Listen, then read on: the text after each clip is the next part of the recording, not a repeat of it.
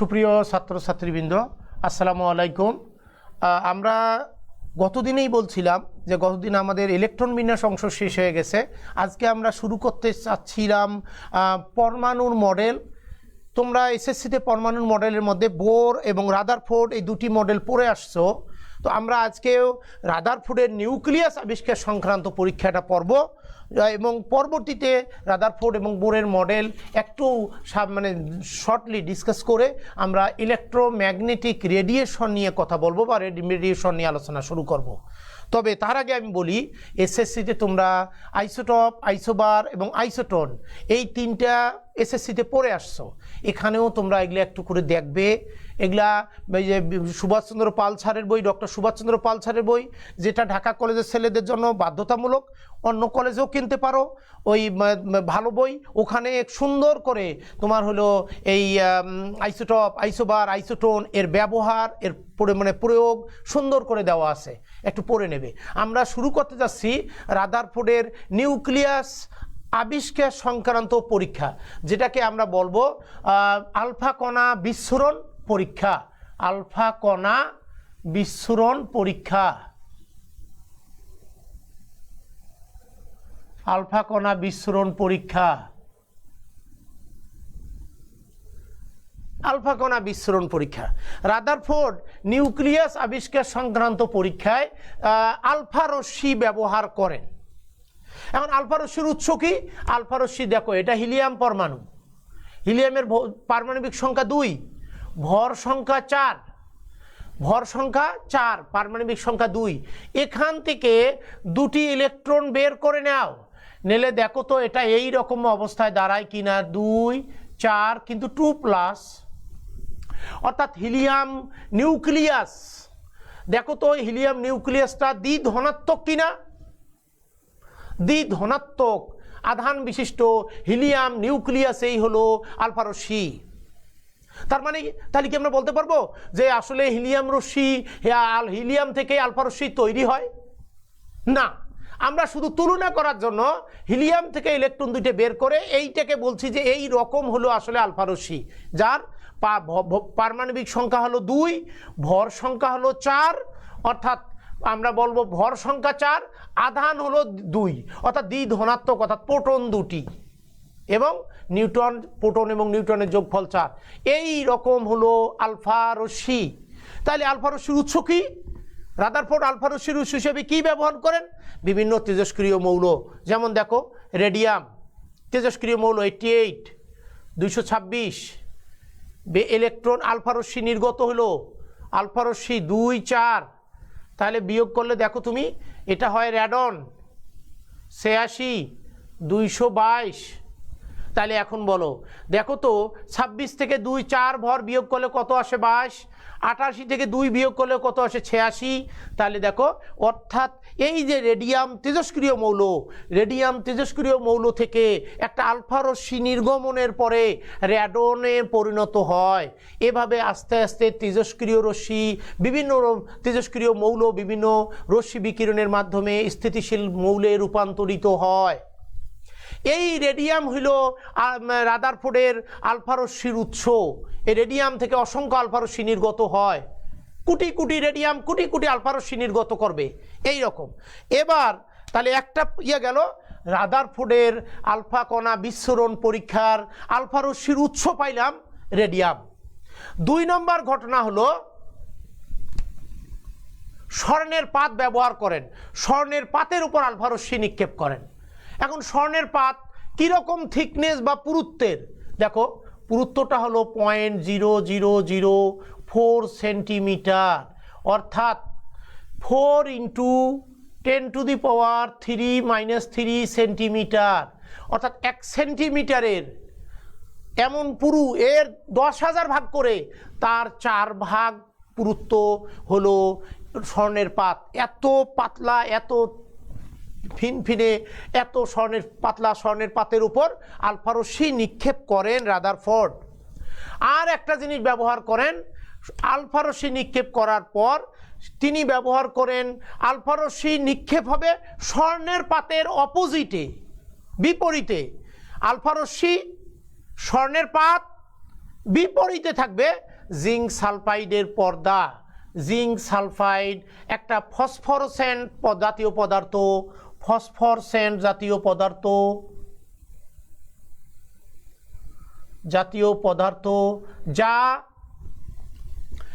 বিভিন্ন শক্তির ফোটন শোষণ করে কিন্তু দৃশ্যমান আলো হিসেবে বিকিরণ করে। অর্থাৎ আলফা রশ্মি গিয়ে এই জিঙ্ক সালফাইড সাদা প্রলেপ, এক এটার বৈশিষ্ট্য এটা সাদা, দুই ফসফরসেন্ট জাতীয় পদার্থ, ফলে এটার মধ্যে যখনই ওই তোমার হলো আলফা রশ্মি যে আঘাতপ্রাপ্ত হয় বা বাধা পায়, আলফা রশ্মি বাধা পাইলে ওখান থেকে সে এনার্জি দৃশ্যমান আলো হিসেবে নির্গত করে। এই দৃশ্যমান আলো আলোকছটা ছড়িয়ে যায়, আমরা বুঝতে পারি যে ওখানে আলফা রশ্মি আঘাতপ্রাপ্ত হয়েছে, আলফা রশ্মি বাধা মানে পেয়েছে। তাহলে আমরা তিনটা জিনিস পাইলাম, এক আলফা রশ্মি, রেডিয়াম উৎস, দুই স্বর্ণের পাত যার থিকনেস হলো এত, তিন জিঙ্ক সালফাইড ফসফরসেন্ট জাতীয় পদার্থ যা বিভিন্ন আলোক শক্তি শোষণ করে আর ফোটন শোষণ করে কিন্তু দৃশ্যমান আলোর ফোটন হিসেবে নির্গত করে। এক। এবার আরেকটা প্রশ্ন যে আমরা যদি তুমি এখানে বলা হয়েছিল আলফা রশ্মির বেগটা কেমন, বলা হয়েছে দেখো আলফা রশ্মির বেগ 1 × 10⁷ মিটার পার সেকেন্ড থেকে 2.5 × 10⁷ মিটার পার সেকেন্ড। তার মানে দেখো এত দ্রুত গতিশীল আলফা রশ্মি। এবং তুমি এটা নিয়ে আরো একটু করতে পারো যে আলফা রশ্মির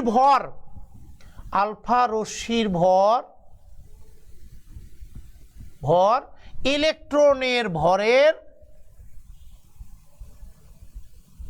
প্রায় 7000 গুণ বেশি। তার মানে আলফা রশ্মির ভর ইলেকট্রনের ভরের প্রায় 7000 গুণ বেশি, অর্থাৎ আলফা রশ্মি একটা ইলেকট্রনের ভরের তুলনায় 7000 গুণ ভারী। তাহলে সেই রকম আলফা রশ্মি আমরা নির্গত করব স্বর্ণের পাতের উপর। এবং আমরা এখন এইটা মুছে দিয়ে চিত্রটা দেখতে চাই, একটু চিত্রটা দেখব, দেখে চিত্রের মধ্যে পর্যবেক্ষণ এবং সিদ্ধান্ত দুটি ঘটনা আমরা ব্যাখ্যা করব। একটা হলো পর্যবেক্ষণ আর একটা হলো সিদ্ধান্ত।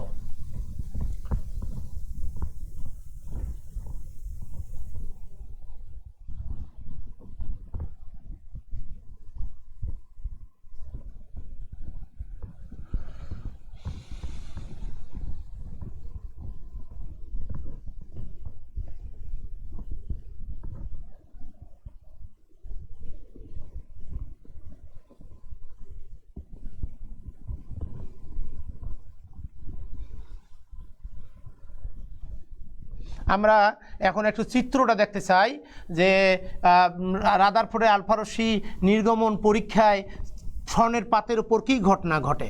দেখো স্বর্ণের পাত অসংখ্য স্বর্ণের পরমাণু দ্বারা গঠিত। আমরা এখানে চিত্রে একটা স্বর্ণের পরমাণুর ভেতরে কি ঘটনা ঘটে আমরা সেটা দেখতে চাই। স্বর্ণের পাত অসংখ্য স্বর্ণের পরমাণু দ্বারা গঠিত। তুমি যে ভর নেবে তার সাপেক্ষে তুমি বলতে পারো যে এতে কত সংখ্যক পরমাণু আছে। তার মধ্যে আমরা একটি পরমাণু নিয়ে এখানে কথা বলতে চাই। একটা পরমাণুর ভেতরে কি ঘটে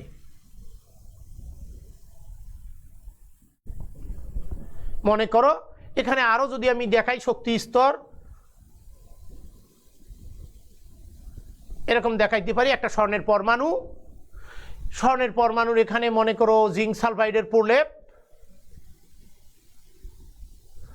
জিঙ্ক সালফাইডের প্রলেপ, আর এখানে হলো আলফা রশ্মির উৎস, আলফা রশ্মির উৎস। এখান থেকে আলফা রশ্মি স্বর্ণের পাতের মধ্য দিয়ে প্রবাহিত হয়, মধ্য ভেদ করে তারপরে জিঙ্ক সালফাইড এর প্রলেপ যুক্ত পর্দায় এসে আঘাতপ্রাপ্ত হয়। তো এখানে আমরা বলছি যে এটা একটা মাত্র পরমাণু ঘটনা, ভেতরের ঘটনা। এরকম প্রত্যেকটা পরমাণুতে এরকম ঘটনা ঘটছে। দেখো আলফা রশ্মি যেটা একটু দূর দিয়ে এরকম,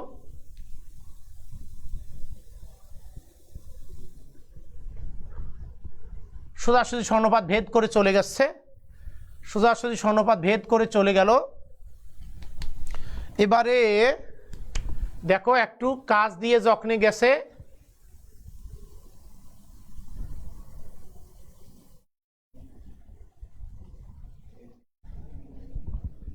একেবারে সামনাসামনি যদি পড়ে যায় দেখো কি হয়। তাহলে এখন একটা প্রশ্ন, এটা পজিটিভ চার্জ আর এই আলফা রশ্মিও পজিটিভ চার্জ, পজিটিভকে বিকর্ষণ করার কারণে সরাসরি ফিরে আসছে, পুরোপুরি একে সামনাসামনি পড়ে যাওয়ার কারণে। তাহলে বলো তো আমরা যে বলতে চাচ্ছি আমাদের এখানে কয় ধরনের ঘটনা, অধিকাংশ কণিকা স্বর্ণপাত ভেদ করে চলে যায়, এগুলাকে ইলেকট্রন হিসেবে দেখাই।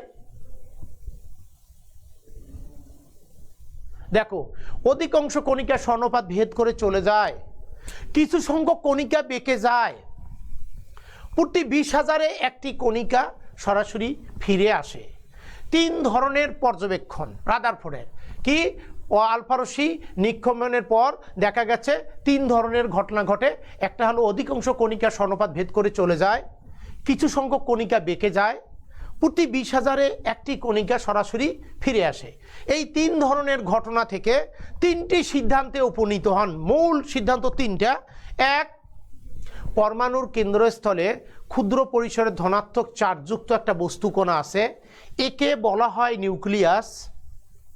এই ধনাত্মক চার্জযুক্ত নিউক্লিয়াস কর্তৃক ধনাত্মক আলফা কণা বিকর্ষিত হয় বলে অধিকাংশ কণিকা স্বর্ণপাত ভেদ করবে, কিছু সংখ্যক কণিকা বেঁকে যায়, কিছু সংখ্যক কণিকা বেঁকে যায়। আবার বলছি কি, পরমাণুর কেন্দ্রস্থলে ধনাত্মক চার্জযুক্ত একটা বস্তুকণা আছে, একে বলে নিউক্লিয়াস। এ ধনাত্মক চার্জযুক্ত নিউক্লিয়াস কর্তৃক ধনাত্মক আলফা কণা বিকর্ষিত হয় বলে কিছু সংখ্যক কণিকা বেঁকে যায়। 1 নম্বর পয়েন্ট।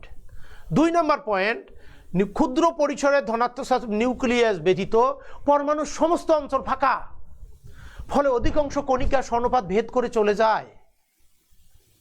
3, নিউক্লিয়াসের ব্যাস পরমাণুর ব্যাসের তুলনায় অতিশয় নগণ্য। যেখানে হাইড্রোজেন নিউক্লিয়াসের ব্যাস 10⁻⁻10 মিটার, হাইড্রোজেনের ক্ষেত্রে 10⁻10 মিটার, সেখানে নিউক্লিয়াসের ব্যাস 10⁻−15 থেকে 10⁻−14 মিটার।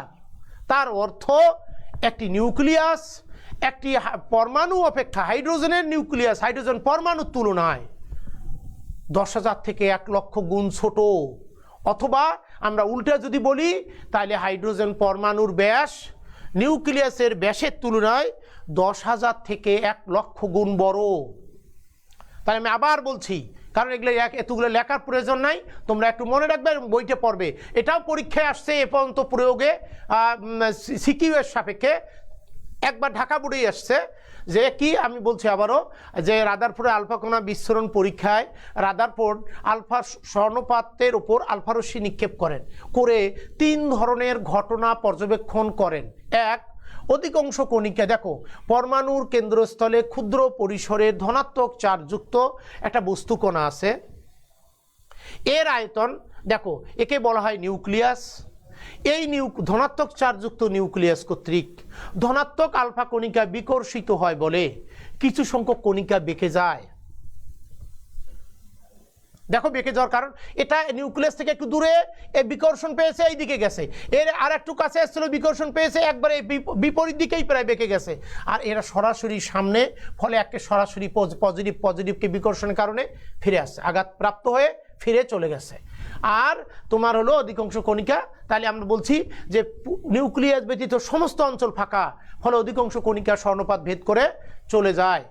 এবং 3 নম্বর সীমা তোমার হলো সিদ্ধান্ত, যে পরমাণুর ব্যাস বা নিউক্লিয়াসের ব্যাস পরমাণুর ব্যাসের তুলনায়, নিউক্লিয়াসের আয়তন পরমাণুর আয়তনের তুলনায় অতিশয় নগণ্য। যেখানে হাইড্রোজেন পরমাণুর ব্যাস 10⁻10 মিটার, সেখানে হাইড্রোজেন পরমাণু নিউক্লিয়াসের ব্যাস 10⁻15 থেকে 14 মিটার -14 মিটার। অর্থাৎ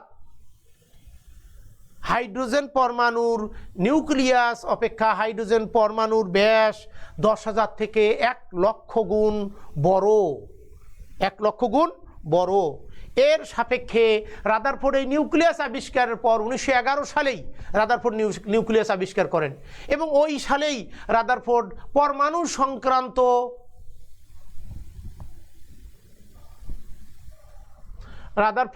আবারও বলছি, আমরা কি বললাম, নিউক্লিয়াস আবিষ্কার সংক্রান্ত পরীক্ষায় তিন ধরনের ঘটনা ঘটলো। এক, অধিকাংশ কণিকা সমানুপাত ভেদ করে চলে গেল, কিছু সংখ্যক কণিকা বেঁকে গেল, প্রতি 20,000-এ একটা কণিকা ফিরে যায়। তিন ধরনের ঘটনা থেকে তিন ধরনের সিদ্ধান্ত নেওয়া হয়। এক, পরমাণুর কেন্দ্রস্থলে ক্ষুদ্র পরিসরে ধনাত্মক চার্জযুক্ত একটা বস্তুকণা যাকে বলে নিউক্লিয়াস। এ ধনাত্মক চার্জযুক্ত নিউক্লিয়াস কর্তৃক ধনাত্মক আলফা কণা বিকর্ষিত হয় বলে কিছু সংখ্যক কণিকা বেঁকে যায়। দুই, নিউক্লিয়াস ব্যতীত পরমাণুর সমস্ত অঞ্চল ফাঁকা, ফলে অধিকাংশ কণিকা সমানুপাত ভেদ করে চলে যায়। তিন, পরমাণুর ব্যাস নিউক্লিয়াসের ব্যাস পরমাণুর ব্যাসের তুলনায় অতিশয় নগণ্য বা আয়তন নগণ্য। নিউক্লিয়াসের ব্যাস যেখানে পরমাণুর ব্যাস যেখানে হাইড্রোজেনের ক্ষেত্রে 10⁻10 মিটার, সেখানে হাইড্রোজেন পরমাণু নিউক্লিয়াসের ব্যাস 10⁻15 থেকে 14 মিটার। অর্থাৎ হাইড্রোজেনের নিউক্লিয়াস অপেক্ষা 10,000 থেকে 1 লক্ষ গুণ বড়, 10,000 থেকে 1 লক্ষ গুণ বড়। এই হলো। তবে একটা প্রশ্ন এখানে থেকেই যায়, অনেকেই বলতে পারে স্যার ইলেকট্রন ঋণাত্মক আধানধর্মী, আলফা কণা ধনাত্মক আধানধর্মী, তাহলে আলফা কণা যখন পরমাণুর ভিতর দিয়ে যায় ইলেকট্রনের আকর্ষণে আলফা কণার গতি বাধাপ্রাপ্ত হওয়ার কথা, কিন্তু হয় না। কেন? কারণ আমরা তোমাকে দেখিয়েছি যে ইলেকট্রনের ভর অপেক্ষা আলফা রশ্মির ভর 7,000 গুণ বেশি, ফলে একটা ইলেকট্রন, দুইটি ইলেকট্রন আলফা রশ্মিকে 7,000 গুণ ভারী আলফা রশ্মিকে কন্ট্রোল করতে পারে না, তাকে টানতে পারে না, ফলে বাধাহীনভাবে আলফা রশ্মিগুলো সমানুপাত ভেদ করে চলে যায়, সমানুপাত ভেদ করে চলে যায়। ওকে, এই হলো রাদারফোর্ডের নিউক্লিয়াস আবিষ্কার সংক্রান্ত পরীক্ষা। এরপরে আমরা চলে যাচ্ছি 1911 সালে রাদারফোর্ড নিউক্লিয়াস আবিষ্কারের পর পরমাণু সংক্রান্ত মতবাদ দেন। পরমাণু সংক্রান্ত মতবাদ, যেটাকে রাদারফোর্ডের আমরা মানে আলফা কণা বিস্ফোরণ পরীক্ষার পরপরেই নিউক্লিয়াস আবিষ্কার সফলভাবে সম্পন্ন করার পর উনি ওই বৎসরেই পরমাণু সংক্রান্ত মতবাদ দেন। তার মতবাদটি সৌরজগতের সঙ্গে তুলনা করে দেওয়া হয়, এই জন্য তার মতবাদটাকে বলা হয় solar system atom model. Solar system atom model, এটাও একটা এমসিকিউতে এসেছিল।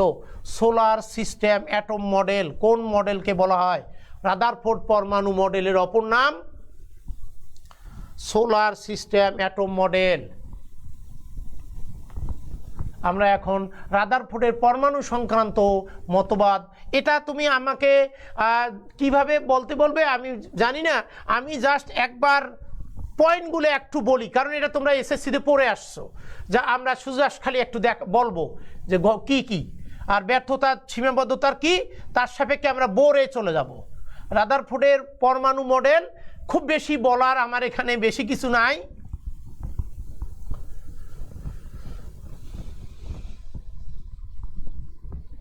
দেখো, রাদারফোর্ড 1911 সালেই পরমাণু সংক্রান্ত মতবাদ দেন তার নিউক্লিয়াস আবিষ্কারের পরে, এবং তার মতবাদটি সৌরজগতের সঙ্গে তুলনা করে দেওয়া হয়, ফলে তার মতবাদটাকে বলা হয় সোলার সিস্টেম অ্যাটম মডেল। এই মডেল অনুসারে 1 নম্বর স্বীকার্য 1 কি বলল? সকল পরমাণু অতিশয় ক্ষুদ্র গোলাকৃতির কণা দ্বারা গঠিত। সকল পরমাণু অতিশয় ক্ষুদ্র গোলাকৃতির কণা দ্বারা গঠিত। এর দুটি অংশ রয়েছে, একটা নিউক্লিয়াস আর একটা নিউক্লিয়াস বহির্ভূত অঞ্চল। তার মানে বলো, একটা নিউক্লিয়াস আর একটা নিউক্লিয়াস বহির্ভূত অঞ্চল, দুটি।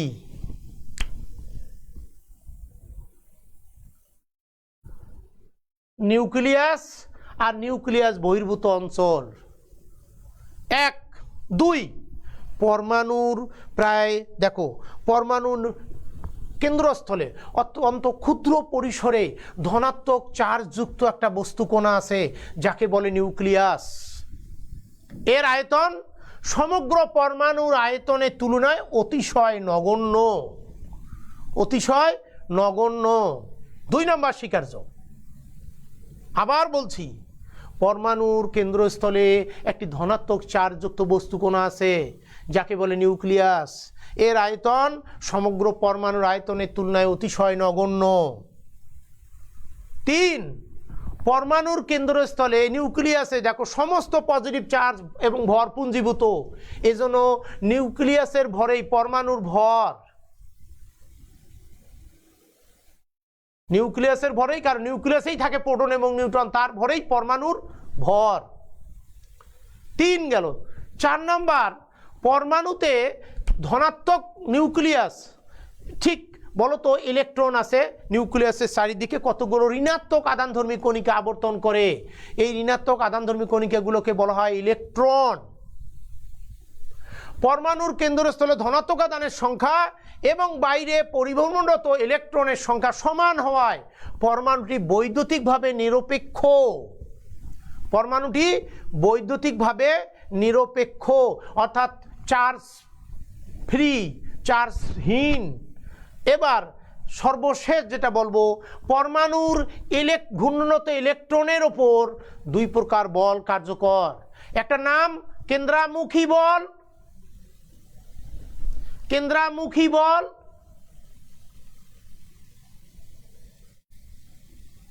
আর একটা হলো কেন্দ্রাভিমুখী বল।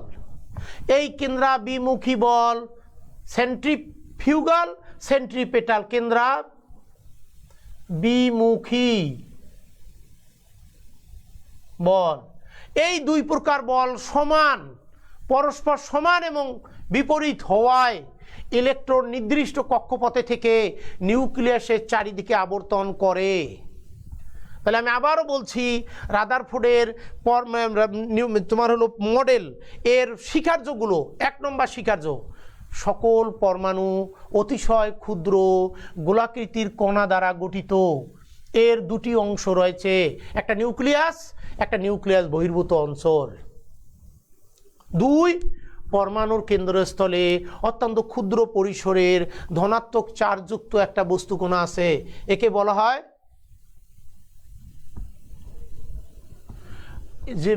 বলা হয় নিউক্লিয়াস। এর আয়তন সমগ্র পরমাণুর আয়তনের তুলনায় অতিশয় নগণ্য, অতিশয় নগণ্য। 3 নম্বর, পরমাণুর সবটুকু ভর নিউক্লিয়াসে পুঞ্জীভূত, এজন্য নিউক্লিয়াসের ভরেই পারমাণবিক ভর। 4, পরমাণুর নিউক্লিয়াসের ধনাত্মক আধান এবং দেখো বাইরে নিউক্লিয়াসের সাপেক্ষে কতগুলো ঋণাত্মক আধানধর্মী কণিকা অনবরত আবর্তন করে, তাদেরকে বলা হয় ইলেকট্রন। 5, ইলেকট্রন দেখো কেন্দ্রে ধনাত্মক আধানের সংখ্যা এবং বাইরে পরিভ্রমণরত ইলেকট্রনের সংখ্যা সমান হওয়ায় পরমাণুটি বৈদ্যুতিকভাবে নিরপেক্ষ। 6, ইলেকট্রনের উপর 2 প্রকার বল কার্যকর, একটা কেন্দ্রামুখী, একটা কেন্দ্রাভিমুখী। এই 2 প্রকার বল পরস্পর সমান এবং বিপরীত হওয়ায় ইলেকট্রন নির্দিষ্ট কক্ষপথে থেকে নিউক্লিয়াসের চারিদিকে প্রদক্ষিণ করে। এবারে আমরা বলছি তোমার হলো রাদারফোর্ডের সীমাবদ্ধতা। স্বীকার্য শেষ। প্রথম সীমাবদ্ধতা, সৌরমণ্ডলের সঙ্গে তুলনা করাটা তার একটা বড় ভুল। কারণ সৌরমণ্ডলের সাথে তুলনা, সৌরমণ্ডলের সূর্যের চারিদিকে গ্রহগুলো যে ঘুরে তারা তড়িৎ নিরপেক্ষ, তারা মহাকর্ষ নিয়মে ঘোরে, কিন্তু এখানে ইলেকট্রন ঋণাত্মক আধানধর্মী কণিকা, ফলে নিউক্লিয়াস সূর্যের সাথে এই ইলেকট্রনের তুলনা করা, গ্রহ তুলনা করা আসলে ঠিক হয়নি। এটা রাদারফোর্ডের প্রথম ত্রুটি। 2, ম্যাক্সওয়েলের মতে, বিজ্ঞানী ম্যাক্সওয়েলের তত্ত্বানুসারে কোনো ঋণাত্মক আধানধর্মী কণিকা যদি অনবরত আবর্তন করতে থাকে তাহলে সে শক্তি বিকিরণ করবে। শক্তি বিকিরণ করতে করতে তার বলো নিউক্লিয়াসের আকর্ষণে তার গতিপথ সর্পিল আকার ধারণ করবে, আস্তে আস্তে নিউক্লিয়াসে পতিত হবে। নিউক্লিয়াসে পতিত হবে, কিন্তু আসলে তেমনটি ঘটে নাই। তার মানে রাদারফোর্ডের মডেলে এই রকম কোনো ব্যাখ্যা দিতে ব্যর্থ। 3, রাদারফোর্ড এই যে শক্তি বিকিরণ করার কথা বললো, শক্তি বিকিরণটা রাদারফোর্ডের মতে অবিচ্ছিন্নভাবে ঘটে বলে শক্তি বিকিরণের ফলে যে বর্ণালী সৃষ্টি হয় সেটা অবিচ্ছিন্ন এবং প্রশস্ত ব্যান্ডের মতো দেখায়, কিন্তু আসলে প্রশস্ত ব্যান্ড না, সূক্ষ্ম রেখায় পরিণত হয়। রাদারফোর্ড বর্ণালীর ব্যাখ্যা দিতে পারেননি। কক্ষপথের ইলেকট্রনের কক্ষপথের আকার এবং আকৃতি সম্পর্কে কোনো ধারণা দিতে পারেননি, তেমন কোনো ধারণা দিতে পারেনি। এগুলা হলো রাদারফোর্ডের মডেলের ত্রুটি। আমরা এই ত্রুটির সাপেক্ষে আমরা বলতে চাই বোরের পরমাণু মডেল, বিজ্ঞানী বোর, নিলস বোর বলা হয়, উনি 1913 সালে রাদারফোর্ডের মডেলের কিছু তত্ত্বভিত্তিক ত্রুটি সাপেক্ষে বোর পরমাণু সংক্রান্ত মতবাদ দেন।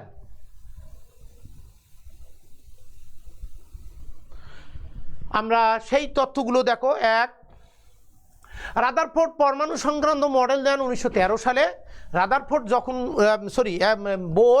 রাদারফোর্ড যখন 1911 সালে মডেল দেন, তখন রাদারফোর্ডের ছাত্র ছিলেন বোর, এবং ছাত্র বলতে রিসার্চ স্টুডেন্ট।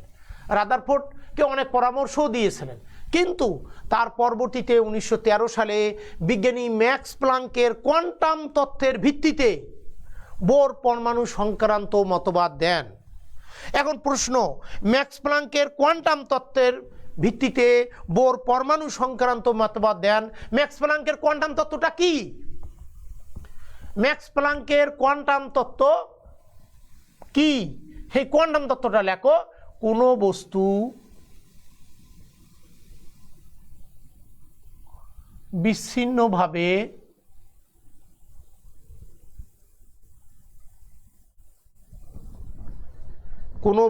বিচ্ছিন্নভাবে এক নির্দিষ্ট পরিমাণ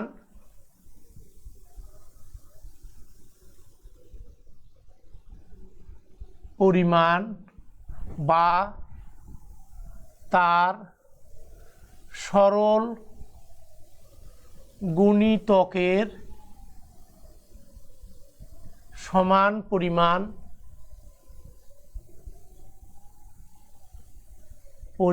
শক্তি শোষণ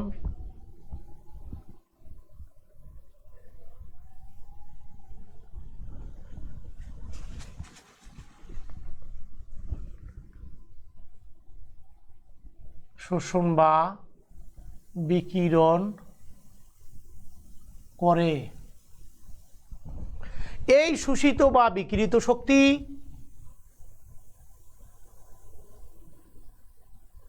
শোষিত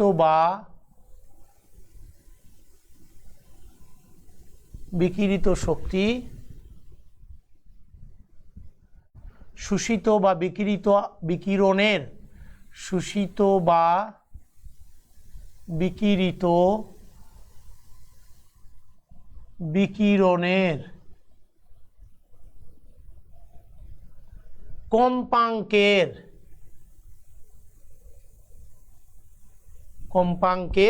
সমানুপাতিক।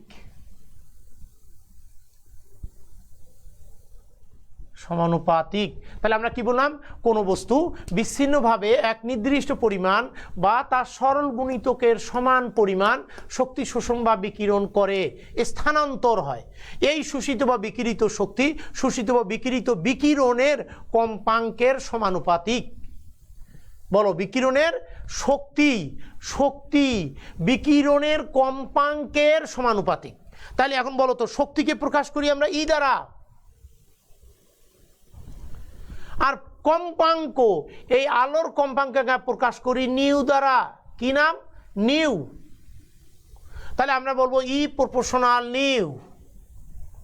এটা 9-এর মতো নিউ লেখো, এরকম করে নিউ। বিকিরিত আলোর কম্পাঙ্কের সমানুপাতিক, অর্থাৎ যে আলোর কম্পাঙ্ক যত বেশি তার শক্তি তত বেশি।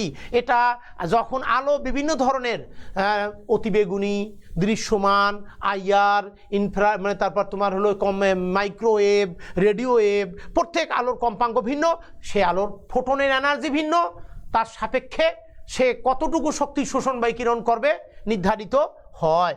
তাহলে বলো ওটাকে বলছি নিউ কম্পাঙ্ক। তোমরা ফিজিক্সে মনে হয় পড়ো শব্দের কম্পাঙ্ক এফ, কিন্তু আমরা এখানে আলোর কম্পাঙ্ককে নিউ দ্বারা প্রকাশ করি, ই প্রপোর্শনাল নিউ। এই সমানুপাতিক আমরা বলছি ই প্রপোর্শনাল নিউ। কে বললো এটা? কোনো বস্তু, ম্যাক্স প্লাঙ্কের কোয়ান্টাম তত্ত্ব, কোনো বস্তু বিচ্ছিন্নভাবে এক নির্দিষ্ট পরিমাণ বা তার সরল গুণিতকের সমান পরিমাণ শক্তি শোষণ বা বিকিরণ করে। এই শোষিত বা বিকিরিত শক্তি, শোষিত বা বিকিরিত বিকিরণের আলোর কম্পাঙ্কের সমানুপাতিক, অর্থাৎ ই প্রপোর্শনাল নিউ বলা হইল। কারণ ই হলো এনার্জি আর কম্পাঙ্ক হলো নিউ। এনার্জি ওই আলোর কম্পাঙ্কের সমানুপাতিক। এখন প্রশ্ন, সমানুপাতিক তার সাপেক্ষে, তাহলে বলো তো সমানুপাতিকটা উঠে দেই, এইচ নিউ। এইচ কি স্যার? এইচ হলো প্লাঙ্ক কনস্ট্যান্ট।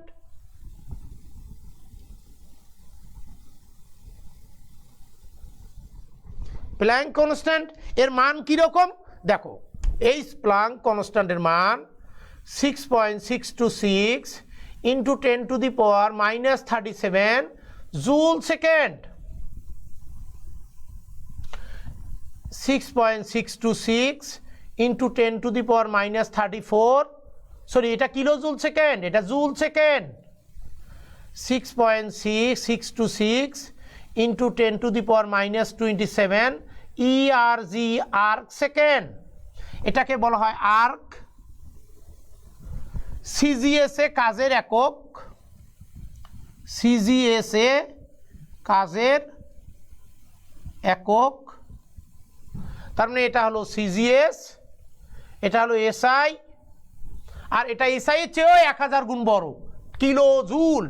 10⁻⁻37, 10⁻⁻34, 10⁻⁻27 আর সিজিএস এককে প্লাঙ্কস কনস্ট্যান্টের মান। এই প্লাঙ্কস কনস্ট্যান্টের মান বসাবো, কম্পাঙ্ক বসাবো, আমি এনার্জি পাবো। কোন আলোর এনার্জি বের করতে চাই? তাহলে বলো নিউ হলো কম্পাঙ্ক। স্যার নিউ কম্পাঙ্ক কাকে বলে? আমরা কম্পাঙ্কের সংখ্যা রেডিয়েশন বা বিকিরণে যা বলবো, তারপরও আমি বলি আলো বিকিরণ 1 সেকেন্ডে, বিকিরণ বা আলো 1 সেকেন্ড সময়ে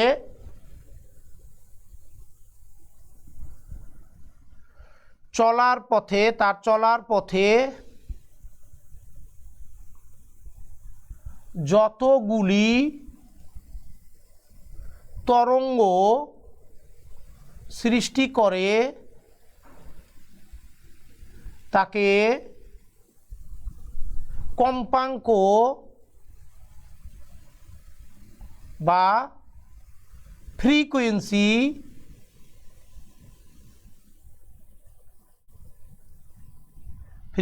বলে, কম্পাঙ্ক বা ফ্রিকোয়েন্সি বলে। একে নিউ দ্বারা প্রকাশ করা হয়।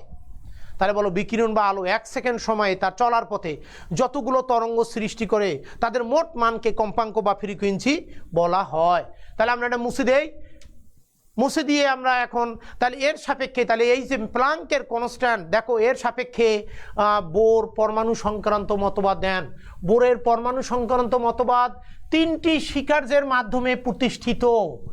1 শক্তি স্তর সংক্রান্ত, 2 ইলেকট্রনের কৌণিক ভরবেগ সংক্রান্ত, 3 শক্তি শোষণ বা বিকিরণ সংক্রান্ত। এই 3টি স্বীকার্য বোরের বা স্বতঃসিদ্ধ বলি আমরা। এই স্বতঃসিদ্ধ 3টে নিয়ে একটু কথা বলবো। তার মধ্যে 1 নম্বরটা সর্বদা তোমরা জানো, শক্তি স্তর সংক্রান্ত বলছে, তার অর্থ কি? বোরের মতবাদ অনুসারে ইলেকট্রন নিউক্লিয়াসের চারিদিকে কতগুলো অনুমোদিত বৃত্তাকার কক্ষপথে আবর্তন করে।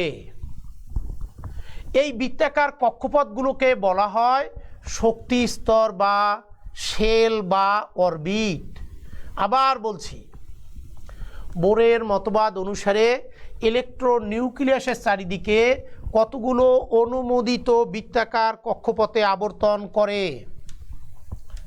এই বৃত্তাকার কক্ষপথগুলোকে বলা হয় শক্তি স্তর, শেল বা অরবিট। যখন ইলেকট্রন একটি শক্তি স্তরে অবস্থান করে তখন ইলেকট্রন শক্তি শোষণও করে না, শক্তি বিকিরণও করে না। এই জন্য এই কক্ষপথগুলোকে বলা হয় স্থির কক্ষপথ, স্টেশনারি অরবিট, স্থির কক্ষপথ নাম দেওয়া হয়। তবে শক্তি এন এর মান যত বাড়ে, এটা প্রকাশ করা হয় এন দ্বারা, এন এর মান যত বাড়ে শক্তি স্তরের শক্তি তত বাড়ে, শক্তি স্তরে ইলেকট্রন ধারণ ক্ষমতা তত বাড়ে। আবারও বলছি কি কি স্বীকার্য। 1 নম্বর হলো শক্তি স্তর সংক্রান্ত,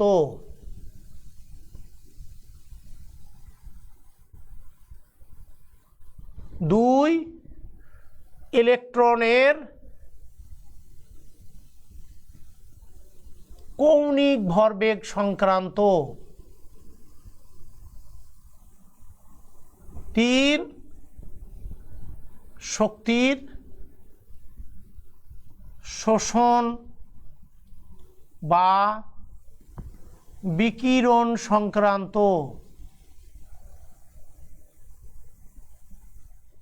বিকিরণ সংক্রান্ত 1 শক্তি স্তর সংক্রান্ত, 2 ইলেকট্রনের কৌণিক ভরবেগ সংক্রান্ত, 3 শক্তি শোষণ বা বিকিরণ সংক্রান্ত।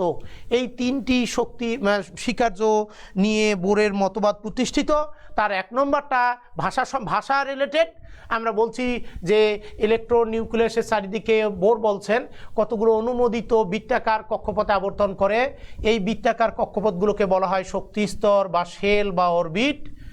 এদেরকে প্রকাশ করা হয় এন দ্বারা। এন এর মান যত বাড়ে শক্তি স্তরের শক্তি তত বাড়ে, শক্তি স্তরে ইলেকট্রন ধারণ ক্ষমতা তত বাড়ে।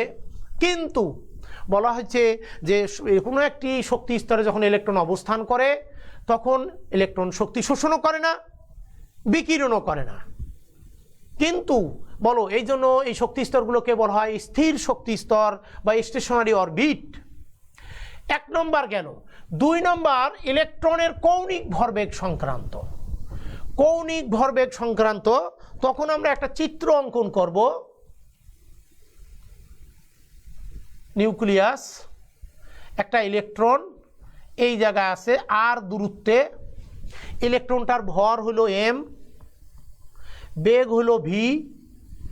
তাহলে বলো তো ইলেকট্রনের সরলরৈখিক ভরবেগ mv এবং নিউক্লিয়াস থেকে আর দূরত্বে ইলেকট্রনটি অবস্থিত বৃত্তাকার কক্ষপথে, ফলে এই আর দূরত্ব সরলরৈখিক ভরবেগ mv এর সাথে আর দূরত্ব নিউক্লিয়াস থেকে আর দূরত্বে অর্থাৎ আর গুণ হয়ে সঙ্গে সঙ্গে নাম হবে কৌণিক ভরবেগ mvr। mvr ইলেকট্রনের কৌণিক ভরবেগ mv আর সাথে ব্যাসার্ধ জড়িত। তাহলে বলো সরলরৈখিক ভরবেগ এবং আর দূরত্ব একত্রে গুণ করলে এদের গুণফলটাই হলো কৌণিক ভরবেগ। এটা কার সমানুপাত সমান? nh/2 পাই এর সমান। স্যার এটা কিভাবে আসলো? যদি এটা বলো কিভাবে আসলো তাহলে আমাকে একটু ওই ডি ব্রগলির সমীকরণে যেতে হয়। দেখো বোর বলছে ইলেকট্রন কণা হিসেবে আচরণ করে, কিন্তু পরবর্তীতে ডি ব্রগলি প্রমাণ করেন যে না, ইলেকট্রনের যেহেতু চলন্ত গতিশীল কণা বস্তু তাহলে সে তরঙ্গ রূপেও চলাচল করে, যাতায়াত করে, অর্থাৎ তরঙ্গ ধর্ম তার বিদ্যমান। এখন তরঙ্গ ধর্ম বিদ্যমান, তাহলে বলো আমরা একটা বৃত্তের পরিধি জানি 2πr এবং এই 2πr এ কতটি তোমার তরঙ্গ সৃষ্টি করবে সেটা বলো সরল গুণিতক n ল্যামডা। ল্যামডা হলো একটা তরঙ্গ দৈর্ঘ্য, একটা তরঙ্গ, আর n হলো কতটি তরঙ্গ তৈরি করবে তার মান, কোন শক্তি স্তর কতটি তরঙ্গ তৈরি করবে। তাহলে 2πr = n ল্যামডা। অর্থাৎ বলো এটা একটা সমীকরণ 1। আর আইনস্টাইনের ভর শক্তির সমীকরণ আমরা জানি E = mc²। আর ম্যাক্স প্লাঙ্কের কোয়ান্টাম তত্ত্ব জানি E = hν। তাহলে বলো তো এই যে ই ইজুগুলো এমসি স্কোয়ার ই ইজুগুলো এইচ নিউ দুইটাকে যদি আমরা সমান করি তাহলে বলো তো কি আসে, অর্থাৎ M C square equal to H nu, H nu. আবার নিউ ইজুকাল টু দেখো সি ইজুকাল টু, আমরা যদি বলি C equal to nu lambda, কারণ একটা তরঙ্গ দৈর্ঘ্য হলো ল্যামডা আর নিউ হলো মোট তরঙ্গ। তাহলে আলোর এক বেগ সি, এই আলোর বেগের সমান যখন বলবো এই দূরত্ব সি মানে দূরত্ব, এই দূরত্বে কতগুলি তরঙ্গ, নিউ ল্যামডা। নিউ হলো বলো কম্পাঙ্ক তরঙ্গ সংখ্যা আর ল্যামডা হলো একটা তরঙ্গ দৈর্ঘ্য। তাহলে এটা মোট দূরত্ব ইজুকাল টু সি দূরত্ব, সি দূরত্বে এতগুলা তরঙ্গ তৈরি করে। তাহলে এখন বলো তো এখানে যদি আমি সির মান বসায় দেই, অর্থাৎ নিউ ইজুকাল টু কি বলো তো, nu equal to C by lambda কিনা, যদি এখানে বসিয়ে দেই দেখো তো কি আসে, অর্থাৎ M C square equal to H C by lambda, H C by lambda, অর্থাৎ সি সি ক্যান্সেল। তাহলে বলো তো কি থাকতেছে, M C equal to H lambda, M C equal to H lambda. এবার আর একটা কথা বলো, তাহলে এটা মুছে দেই, M C equal to H lambda. এবার দেখো তো এক নং, এটা সমীকরণ 2, 1 নং সমীকরণ থেকে ল্যামডা ইজুকাল টু কি নেওয়া যায়, twice pi R equal to দেখো তো এন কি না।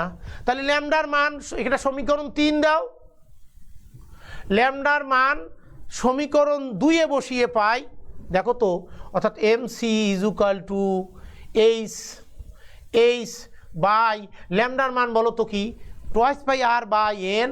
দেখো তো একবারে উল্টে দিলে N by twice pi R লেখা যায় কি না, M C equal to N H by twice pi R. অর্থাৎ বলো তো এখান থেকে যদি নেই M C R equal to N H by twice pi লেখা যায় কি না।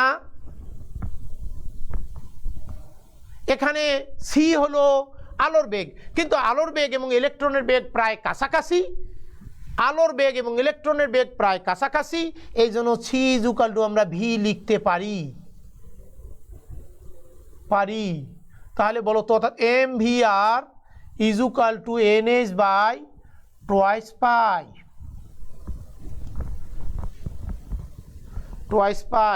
অর্থাৎ ইলেকট্রনের কৌণিক ভরবেগ হলো এইচ বাই টোয়াইস পাই এর সরল গুণিতকের সমান, এইচ বাই টোয়াইস পাই এর সমান। আবার বলো তাহলে এম ভি আর ইলেকট্রনের কৌণিক ভরবেগ, M V R equal to N H by twice pi এর সরল গুণিতকের সমান। আমরা এই যে দেখো এখানে ডি ব্রগলিরও কথাটা বলে দেওয়া যায় যে এইচ বাই এম সি বা এম ভি যা বলতে পারি, এটাই হলো ইলেকট্রনের তরঙ্গরূপের সমীকরণ। তরঙ্গরূপ ধরবো কনস্ট্যান্ট আর এটা বস্তু ধর্ম, বস্তুর ভর ধর্ম, অর্থাৎ ল্যামডা বস্তুর তরঙ্গরূপ বিদ্যমান, ডি ব্রগলির সমীকরণ। তাহলে আমরা মুছে দেই, তাহলে ইলেকট্রনের কৌণিক ভরবেগ এম ভি আর আমরা পাইছিলাম N H by twice pi, যা বের করে নিয়ে আসা হলো কিভাবে দেখো, এই যে এইভাবে এই সমীকরণগুলোর মাধ্যমে আমরা পেয়ে গেলাম।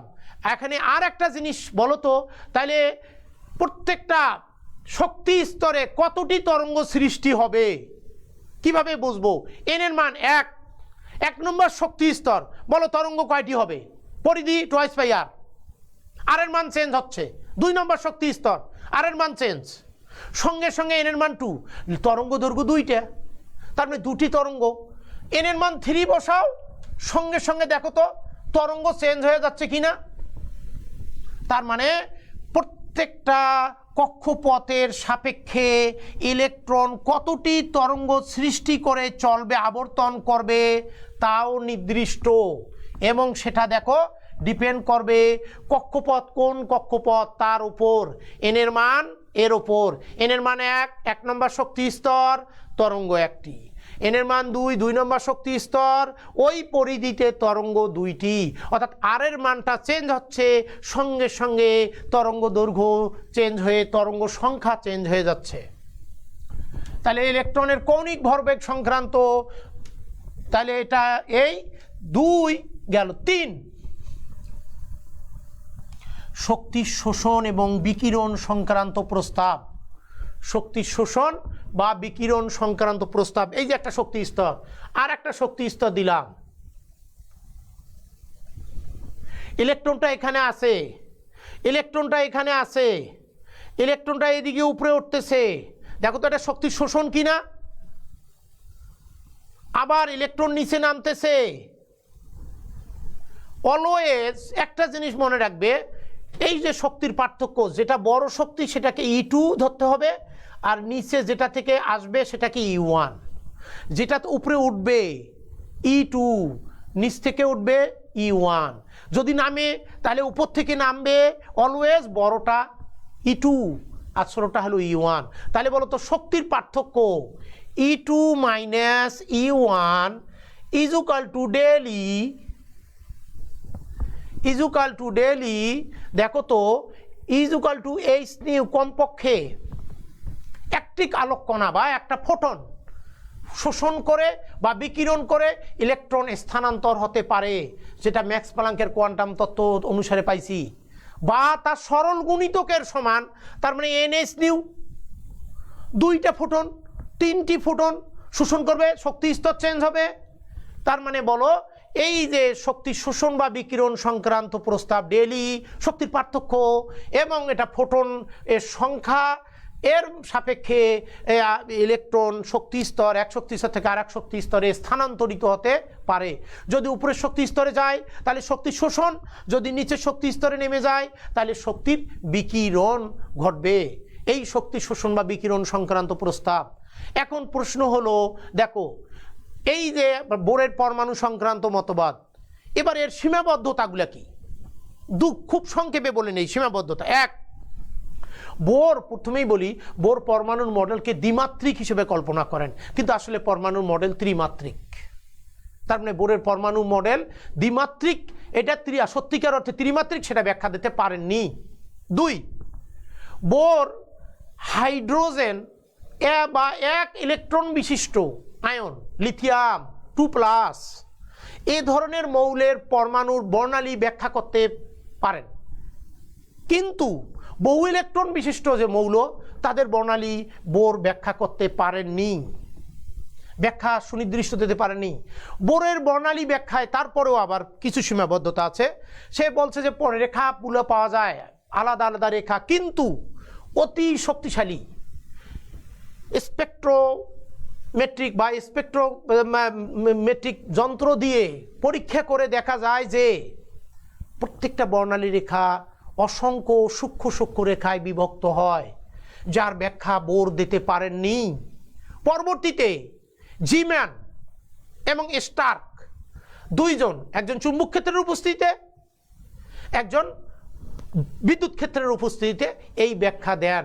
জিম্যান দেন যে কোনো পরমাণুকে চুম্বক ক্ষেত্রে স্থাপন করলে পরমাণুর প্রত্যেকটি বর্ণালী রেখা অসংখ্য সূক্ষ্ম সূক্ষ্ম রেখায় বিভক্ত হয় চুম্বক ক্ষেত্রের প্রভাবে, এবং এর মাধ্যমেই অরবিটাল সৃষ্টি, অরবিটালের আবির্ভাব।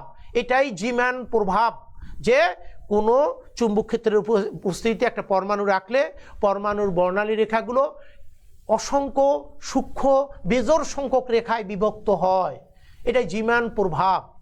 কিন্তু যদি বিদ্যুৎ ক্ষেত্রে রাখা হয় তাহলেও একই ঘটনা ঘটে, বিদ্যুৎ ক্ষেত্রের সাপেক্ষেও একই ঘটনা ঘটে, অসংখ্য সূক্ষ্ম বেজোড় সংখ্যক রেখায় বিভক্ত হয়। এটা আবিষ্কার করেন স্টার্ক, এটা আবিষ্কার করেন স্টার্ক আর জিম্যান। তার মানে এই যে জিম্যান প্রভাব এবং স্টার্ক প্রভাবের মাধ্যমে বর্ণালী ব্যাখ্যায় সূক্ষ্ম রেখার বিভক্তিকরণ ব্যাখ্যা আসে, যা বোর ব্যাখ্যা করতে পারেননি। এই হলো বোরের সীমাবদ্ধতা। এর সাপেক্ষে আমরা আগামী দিন আমরা শুরু করব রেডিয়েশন বা বিকিরণ। প্রথমেই আলো কি, রেডিয়েশন কি, তার সাপেক্ষে আমরা চলে আসব তরঙ্গ দৈর্ঘ্য কি, কম্পাঙ্ক। আগামী দিন আমরা কম্পাঙ্কের সঙ্গে আবার বলবো। এবং কিছু ছোট ছোট অঙ্ক জন্য তোমরা রেডি থাকবে। আমি এখানে অঙ্কগুলো দেব, তোমরা চেষ্টা করবে বাসায় অঙ্কগুলো বিভিন্ন তরঙ্গ দৈর্ঘ্যের সাপেক্ষে এনার্জি বের করা, কম্পাঙ্ক বের করা, তারপরে কম্পাঙ্ক তরঙ্গ সংখ্যা বের করা। এই আজকে এ পর্যন্ত। ওকে, ধন্যবাদ।